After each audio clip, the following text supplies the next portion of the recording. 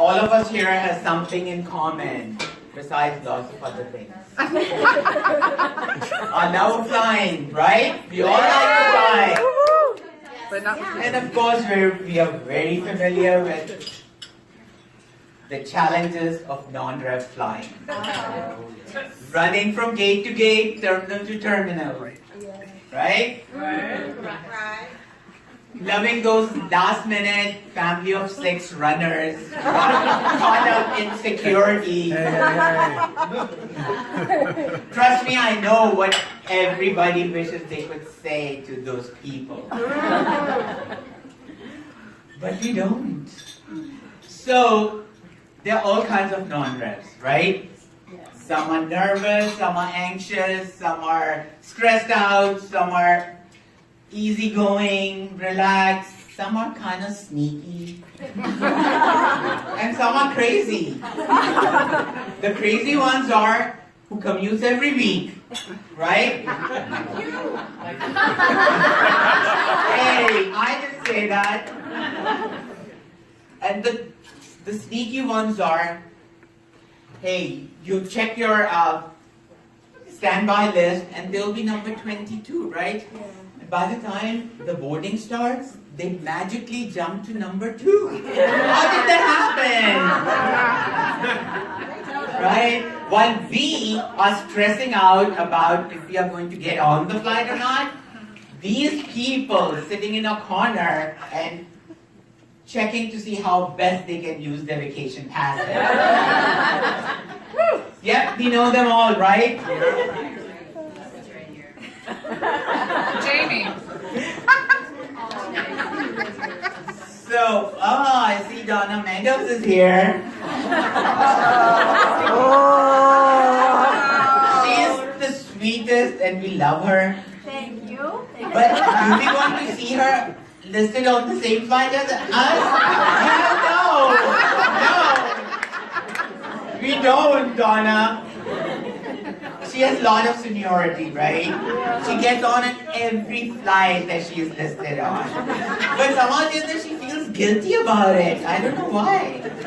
So before boarding the flight and leaving us all behind, she makes it a point to stop by us and reassure us, hey guys, don't worry, you'll get on.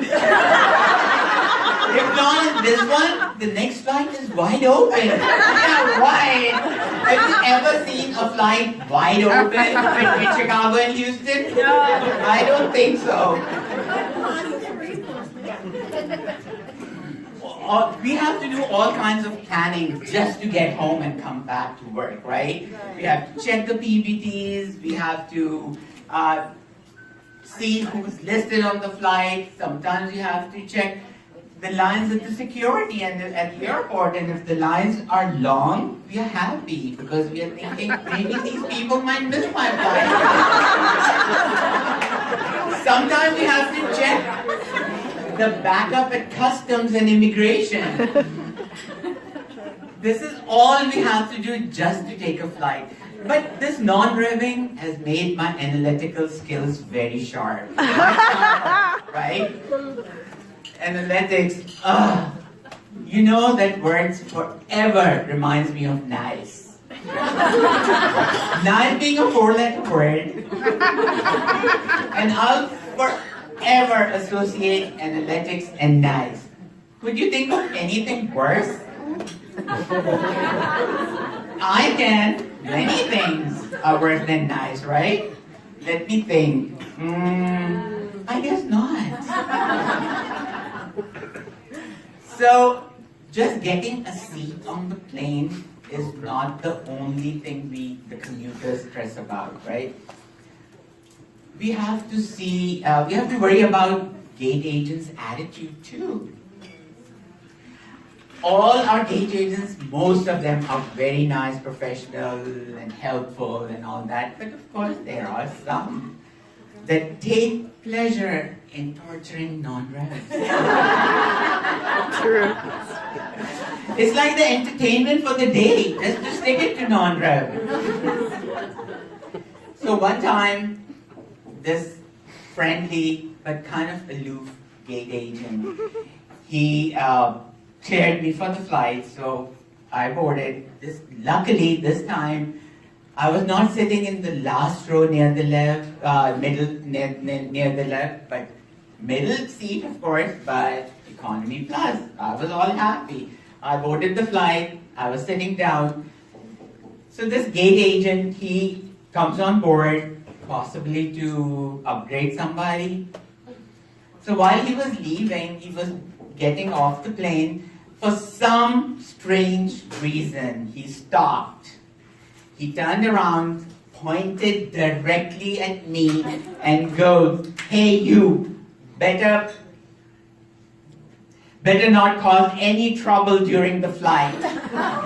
He was trying to be funny, but look at me. Come on, guys. And so I was like, oh my God, oh no. So I quickly scanned my area and to see, oh my God, I hope nobody's paying any attention to him. Nobody's listening to him. As I was scanning, I saw those frightened faces looking at me. And I was like, oh my God, I have to get out of this situation quickly. So I'm thinking, my mind is like working overtime, what to say, what to do. So I said, oh, no.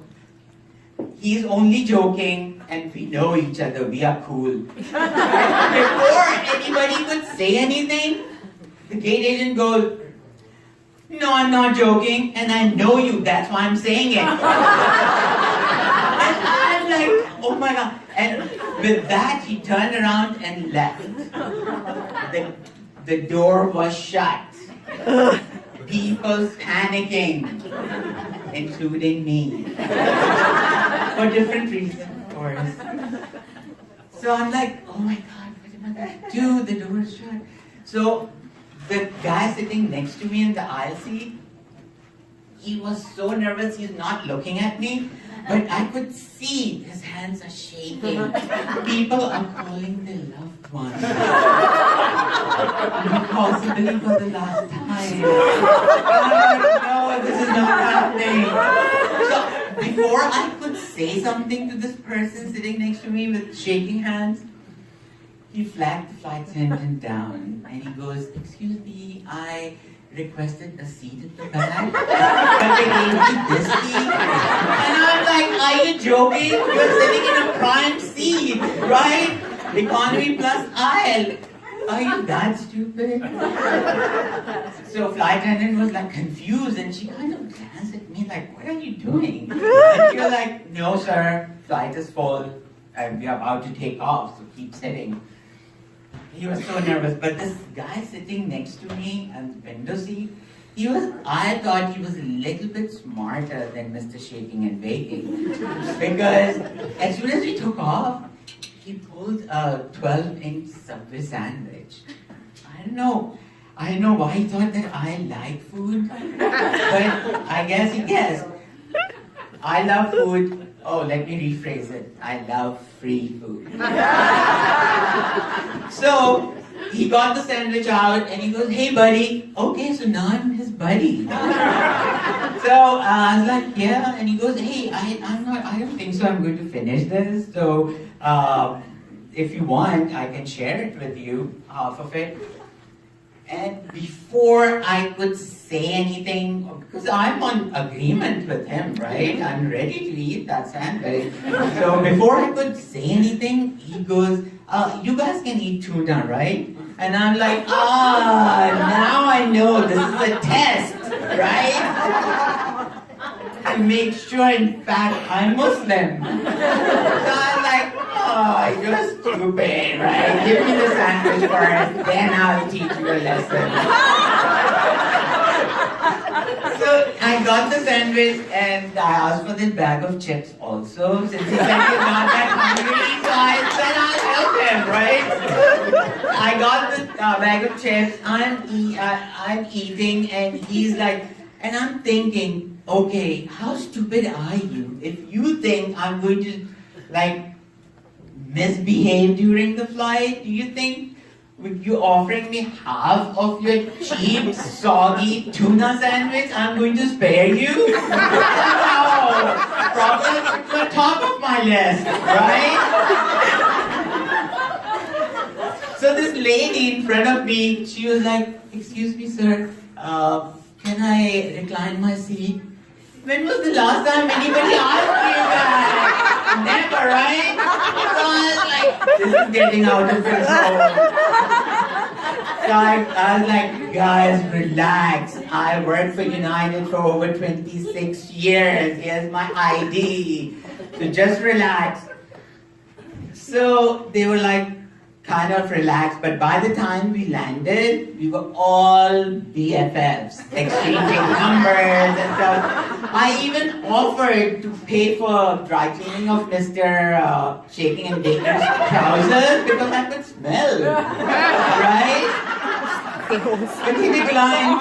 So, thank you for being great audience, guys.